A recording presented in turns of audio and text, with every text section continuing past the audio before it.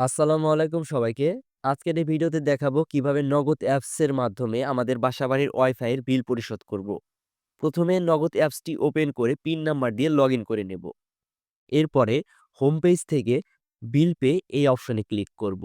এবারে বিলের ধরনের জায়গায় আমরা ইন্টারনেটটা সিলেক্ট করে নেব। তাহলে ইন্টারনেটের বিভিন্ন প্রতিষ্ঠান দেখতে পারবো। এইখানে আপনার প্রতিষ্ঠানটি খুঁজে না পেলে বিলার অপশনে আপনার প্রতিষ্ঠানের নামটা লিখে দেবেন। তাহলে আপনার প্রতিষ্ঠানটা সামনে চলে আসবে। এরপরে এইখানে ক্লিক করবেন। এবারে কাস্টমার কোড এইখানে ক্লিক করে আপনার কাস্টমার কোডটি দিবেন। দেওয়ার পরে পরবর্তী অপশনে ক্লিক করবেন। যদি আপনার কাস্টমার কোডটা আপনার কাছে না থাকে তাহলে যাদের মাধ্যমে ওয়াইফাই নিয়েছিলেন তাদের সাথে যোগাযোগ করবেন। এরপরে কাস্টমার কোডের পাশে কাস্টমারের নাম দেখাবে। যদি সঠিক থাকে তাহলে টাকার পরিমাণে এইখানে ক্লিক করে আপনার টাকার পরিমাণটা লিখে দিবেন। অর্থাৎ যেই প্যাকেজটা আপনি চালাচ্ছেন সেটার মূল্য লিখে দিয়ে পরবর্তী অপশনে ক্লিক করবেন। ক্লিক করার পরে আপনার পিন নাম্বারটি দিয়ে পরবর্তী এই অপশনে ক্লিক করবেন।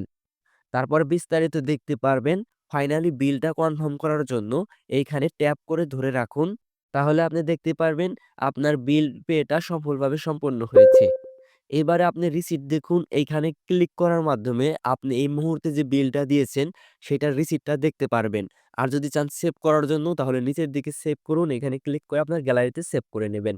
তো এইভাবে খুব সহজেই নগদ অ্যাপসের মাধ্যমে আপনি চাইলে আপনার বাসাবাড়ির ওয়াইফাই এর বিলটা পরিশোধ করতে পারবেন।